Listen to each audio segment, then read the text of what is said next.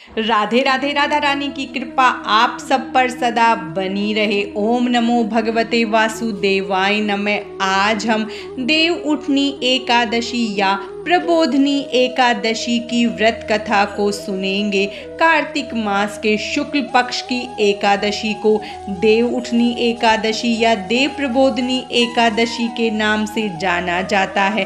ब्रह्मा जी बोले कि हे मुनि श्रेष्ठ, अब आप पापों को नष्ट करने वाली तथा पुण्य और मुक्ति देने वाली प्रबोधनी एकादशी का महत्तम सुनिए। भगीरथी, गंगा तथा तीर्थ, नदी, समुद्र आदि तभी फल देते हैं जब तक प्रबोधनी एकादशी नहीं आती। कार्तिक मास की शुक्ल पक्ष की प्रबोधनी एकादशी के व्रत का फल 1 सहस्त्र अश्वमेघ यज्ञ तथा 100 राजस्व यज्ञ के फल के बराबर होता है। नारद जी ने पूछा कि हे पिताजी, संध्या को भोजन करने से, रात्रि में भोजन करने तथा पूरे दिन उपवास करने से क्या फल मिलता है, उसे आप समझाइए।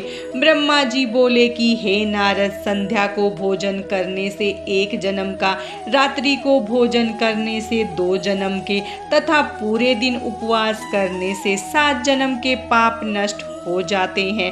प्रबोधनी एकादशी के व्रत के प्रभाव से सुमेरु पर्वत के समान कठिन पाप क्षण भर में ही नष्ट हो जाते हैं। अनेकों पूर्व जन्म के किए हुए बुरे कर्मों का यह प्रबोधनी एकादशी का व्रत क्षण भर में नष्ट कर देता है। जो मनुष्य अपने स्वभाव अनुसार इस प्रबोधनी एकादशी का विधि पूर्वक व्रत करते हैं, उन्हें पूर्ण फल प्राप्त होता है। हे मुनि श्रेष्ठ, जो मनुष्य श्रद्धा पूर्वक थोड़ा भी पुण्य करते हैं, उनका यह पुण्य पर्वत के समान अटल हो जाता है। जो मनुष्य हृदय के अंदर ही ऐसा ध्यान करते हैं कि प्रबोधनी एकादशी का व्रत करूंगा, उसके 100 जन्म के समस्त पाप नष्ट हो जाते हैं। जो मनुष्य प्रबोधनी एकादशी के दिन रात्रि को जागरण करते हैं, उनकी बीती हुई आने वाली 10,000 पीढ़ियां विष्णु लोक में जाकर वास करती हैं और नरक में अनेकों दुखों को भोगते हुए पितृ विष्णु लोक में जाकर सुख पाते हैं। ब्रह्म हत्या आदि के महान पाप भी प्रबोधनी एकादशी का व्रत करने से धुल जाते हैं। एकादशी के दिन रात्रि को जागरण करने का फल अश्वमेघ यज्ञ आदि के फलों से भी अधिक होता है।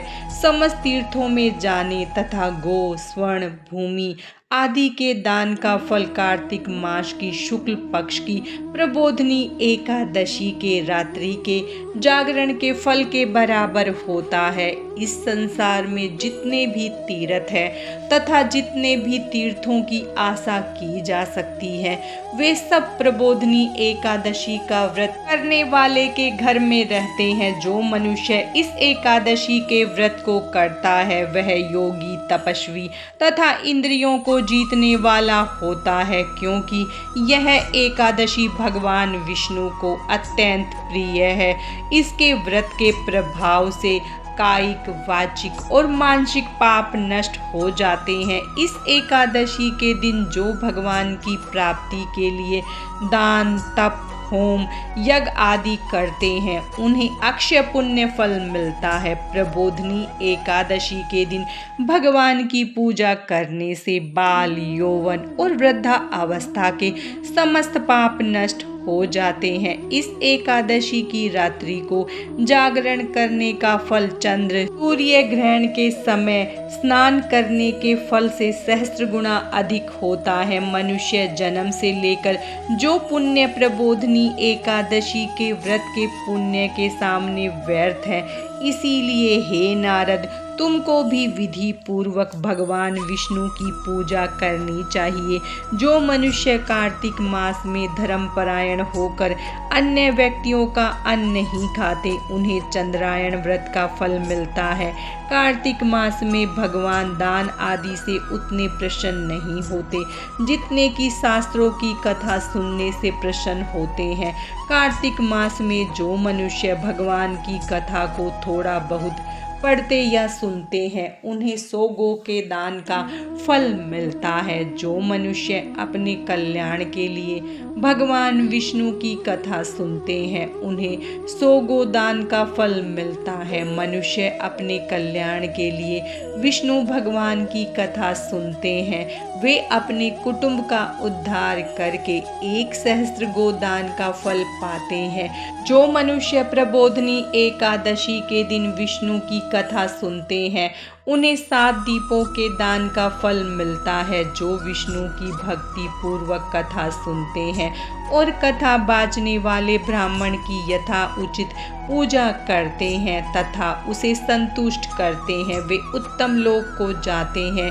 इस पर नारद जी बोले, हे ब्रह्मा जी, अब आप एकादशी के व्रत का विधान कहिए और कैसा व्रत करने से कौन सा पुण्य मिलता है वह भी समझाइए। नारद जी बोले, हे नारद, इस एकादशी के दिन मनुष्य को ब्रह्म मुहूर्त में उठना चाहिए और नदी, तालाब, कुआं आदि पर स्नान करके व्रत का नियम ग्रहण करना चाहिए।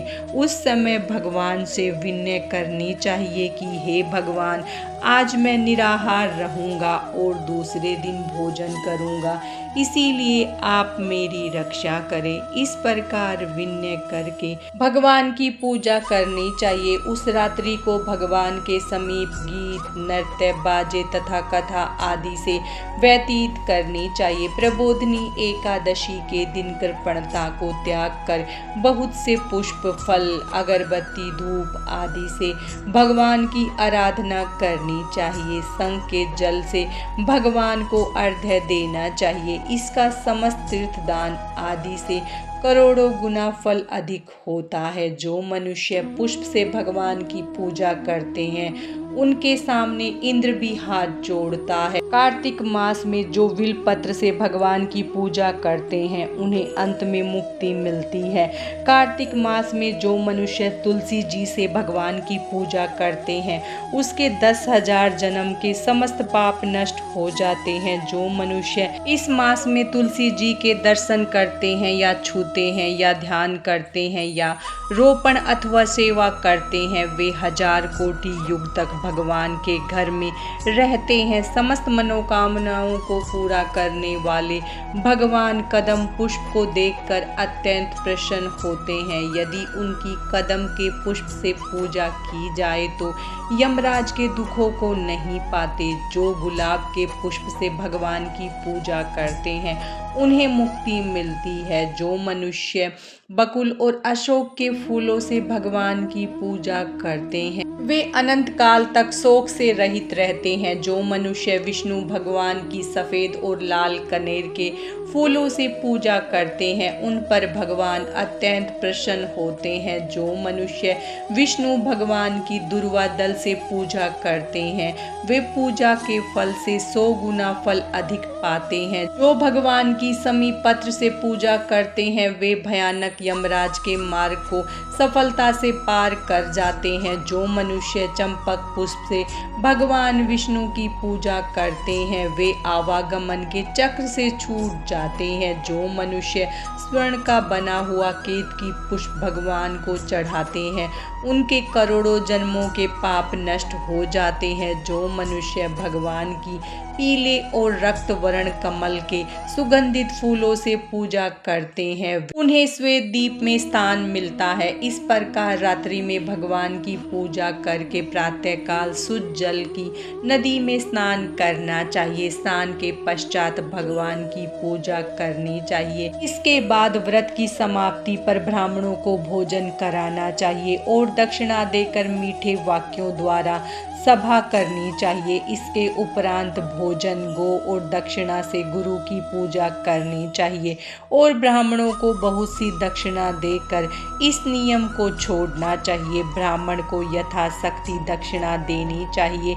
जिस ब्राह्मण को रात्रि में भोजन करवाए उसे स्वर्ण सहित बैल दान करना चाहिए। जो मनुष्य यात्रा स्नान करते हैं उन्हें दही और शहद दान करना चाहिए। जो मनुष्य फल की आशा करते हैं उन्हें फल का दान करना चाहिए। तेल की जगह घी और घी की जगह दूध और अन्न में चावल दान करना चाहिए। जो मनुष्य इस व्रत में भूमि शयन करते हैं उन्हें सब वस्तुओं सहित सैया दान करनी चाहिए। जो मौन धारण करते हैं उन्हें स्वर्ण सहित तिल दान करना चाहिए। जो मनुष्य बालों को धारण करते हैं उन्हें दर्पण दान करना चाहिए। जो मनुष्य कार्तिक में अपान धारण नहीं करते उन्हें अपान दान करना चाहिए। जो इस मास में नमक त्यागते हैं उन्हें शक्कर दान करनी चाहिए। जो मनुष्य नित्य प्रति देव मंदिर में दीप जलाते हैं उन्हें स्वर्ण या तांबे के दीपक को घी तथा बत्ती सहित दान करना चाहिए। जो मनुष्य चातुर्मास व्रत में किसी वस्तु को त्याग देते हैं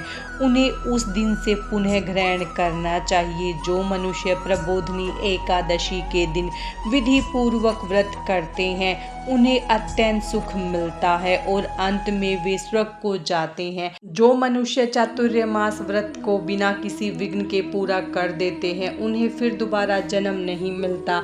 जिन मनुष्यों का व्रत खंडित हो जाता है वह नरक को जाते हैं। जो मनुष्य इस एकादशी के महत्व को सुनता पढ़ता है उसे अनेक गोदान का फल मिलता है। कथा सार स्वाध्याय तपस्या और त्याग की दृष्टि से चातुर्मास का नियम बेहद महत्वपूर्ण है। भगवान विष्णु की भक्ति में लीन होने के लिए यह समय अत्यंत उत्तम होता है। गृहस्थ में बंधा व्यक्ति भी चातुर्मास में भगवान विष्णु की भक्ति का पूरा लाभ उठा सकता है।